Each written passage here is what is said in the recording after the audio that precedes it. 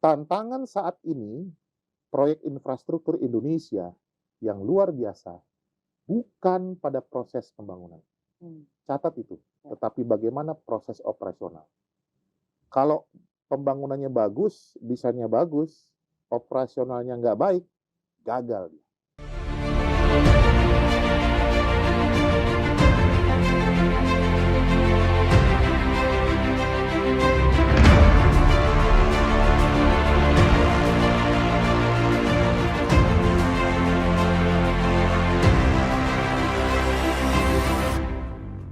Selamat datang di podcast Pakar Konstruksi. Di channel ini kita akan membahas segala hal seputar dunia konstruksi di Indonesia. Indonesia sendiri telah menjadi salah satu pusat pembangunan di Asia Tenggara. Industri konstruksi berperan penting dalam segala aspek kehidupan masyarakat. Bersama saya telah hadir Profesor Dr. Manlian Ronald A. Simanjuntak, ST, MT, Demin, IPU, Guru Besar dalam bidang manajemen proyek konstruksi, Pengurus Lembaga Pengembangan Jasa Konstruksi Kementerian PUPR RI yang akrab disapa Prof. Manlian. Halo Prof. Hai Ju. Ini titelnya banyak banget ini Prof. Ada ST, MT, Demin, IPU, jabatannya juga banyak. Bisa diceritain sedikit nggak Prof? Ya, jadi Ju dan para pemirsa sekalian, saya memang memiliki tugas dari negara sebagai guru besar dalam bidang manajemen proyek konstruksi. Nah, itu melalui proses pendidikan yang linier dan mendapat tugas dari negara. Ya. Dan selain itu sertifikasi profesional. Itu sih sebenarnya yang memang harus kita emban dan juga kita laksanakan sebagai bagian pengabdian kepada negara. Nah, kaitan kedua, saat ini dipercaya oleh rakyat Indonesia untuk saya boleh menjadi pengurus LPJK, Ya. Lembaga Pengembangan Jasa Konstruksi. Ya. Gitu. Nah, bicara tentang LPJK sendiri nih Prof. Mungkin banyak masyarakat yang belum paham apa sih sebenarnya LPJK itu. Kemudian apa tugasnya, tanggung jawabnya atau skopnya itu seperti apa? Juanita sendiri tahu nggak LPJK apa? Jujur aja saya Belum tahu. belum tahu. Ya, LPJK, Lembaga Pengembangan Jasa Konstruksi, awalnya itu ada di masyarakat. Lembaga masyarakat yang melakukan pemberdayaan kepada tenaga kerja konstruksi, badan usaha. Oke, yang mereka buat tender tuh. Nah, kemudian dengan adanya Undang-Undang Nomor 2 tahun 2017 yang menggantikan Undang-Undang 18 tahun 1999, maka LPJK menjadi bagian dari pemerintah.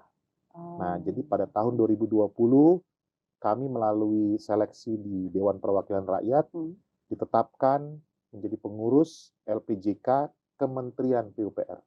Jadi yang menarik tadinya adalah instrumen masyarakat, sekarang menjadi instrumen pemerintah. Jadi kami dari luar pemerintah, tetapi sekarang diangkat punya tugas sebagai pejabat negara non-struktural. Dan tugas ini untuk mewakili masyarakat itu sendiri sebenarnya? Iya, betul. Kami 7 diangkat, itu memiliki konstituen dari berbagai pendukung. Ada dari badan usaha, asosiasi, profesi badan usaha rantai pasok, dari pemerintah. Nah, dari perguruan tinggi juga ada. Nah, saya khusus diutus oleh Pak Menteri mewakili Kementerian PUPR, menjadi bagian dari pengurus. Nah, jadi kami dari masyarakat kemudian bertugas di pemerintah. Sampai 2024. Oh, sampai ya, 2024. membantu Pak Menteri langsung untuk melayani seluruh tugas layanan jasa dan usaha dunia konstruksi. Bicara tentang dunia konstruksi di Indonesia, bagaimana Prof. Manlian ini melihat konstruksi di Indonesia sendiri? Ya, jadi Juanita dan Bapak dan Ibu sekalian, kalau kita boleh mengerti dulu ya, ini hal yang mendasar ya. Dari hulu ke hilir harus dipahami. Iya, dunia konstruksi, industri konstruksi. Nah, ini dua hal yang berbeda. Nah, itu ada business approach-nya. Dunia konstruksi dengan industri konstruksi berbeda? Berbeda. Kata kunci dari industri konstruksi adalah terintegrasi. Maka masyarakat, penyedia jasa, pemberi tugas, pemerintah, semua terintegrasi. Bahkan sekarang, sejak Bapak Presiden Joko Widodo pada tahun 2017 mencanangkan Indonesia masuk dalam industri 4.0, maka sejak saat itu sebenarnya semua layanan bisnis di Indonesia usaha terintegrasi melalui digital. Sehingga layanan di dunia konstruksi sekarang terintegrasi. Nah, ketika terintegrasi dengan dunia digital, disitulah industri konstruksi. Ya kan? Karena basisnya digital. Nah, tapi kalau ngomong industri 4.0, kita tuh sebenarnya terlambat. Jepang sudah masuk dalam industri 5.0 di tahun 2015. Ya, dan sekarang dunia sudah masuk industri 6.0 and coming to 7.0. Ya, jadi industri konstruksi juga menyikapi itu. Kan ada juga industri lainnya, Ju ya. Betul. Industri kesehatan, perekonomian, industri perikanan, pertanian gitu ya. Nah, khusus industri konstruksi mencermati itu. Jadi nggak cuma ngomong beton, baja, kayu, banyak hal tuh yang diurus di sana. Karena orang biasanya ketika mendengar kata konstruksi, pasti pikiran mereka itu langsung berkaitan dengan bangunan, jalan, hal-hal seperti itu. Betul. Nah, sekarang kita perlu mengerti nih, kalau ngomong konstruksi, hubungannya dengan rantai pasok. Apa sih rantai pasok? Yang pertama, manusia, sumber daya manusia yang kompeten, profesional. Nanti kita bahas deh. Kedua, badan usaha, perusahaan. Ya, perusahaan konsultan, kontraktor, supplier yang oke.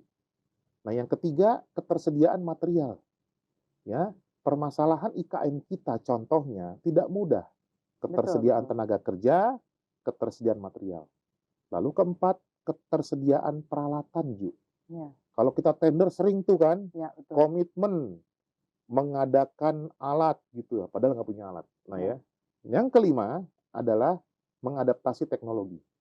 Sekarang kita mendesain tidak dengan tangan saja, tidak saja dengan komputer saja, tapi kita menggunakan expert system artificial intelligence yang mengintegrasikan desain, biaya, sama waktu dengan pendekatan ya banyak sih. Contohnya adalah BIM. Nah, itu yang sekarang kalau ngomong konstruksi itu sebenarnya sangat kompleks dan sangat dinamis ya, Ju ya. Betul. Karena di digital ini kan juga berkembang terus kan? Iya, teknologi terus berkembang. Betul, dan mencermati setiap karakter dari karya konstruksi. Gitu. Ya, menarik ya. Jadi biar masyarakat juga bisa punya pemahaman lebih luas lagi gitu tentang konstruksi. Betul, dan masyarakat tuh melihat karya konstruksi sebagai produk kan? Tapi juga harus melihat prosesnya gitu. Proses ketika karya itu didesain, dibuat, dibangun gitu ya, dan juga waktu dioperasionalkan. Sering kan pembangunan jalan, pembangunan gedung, tapi operasionalnya gimana? Tantangan saat ini, proyek infrastruktur Indonesia yang luar biasa, bukan pada proses pembangunan. Catat itu, tetapi bagaimana proses operasional. Kalau pembangunannya bagus, desainnya bagus, operasionalnya nggak baik, gagal. Betul kan? Betul. Nah, berarti pembangunan yang sekarang masif saat ini, jangan cuma dilihat dari proses pembangunannya saja. Siapa yang mengoperasikannya? Apa metodenya? Dan bagaimana proses pemeliharaannya? Itu diukur waktu didesain. Kalau enggak, gagal gitu ya. Gitu.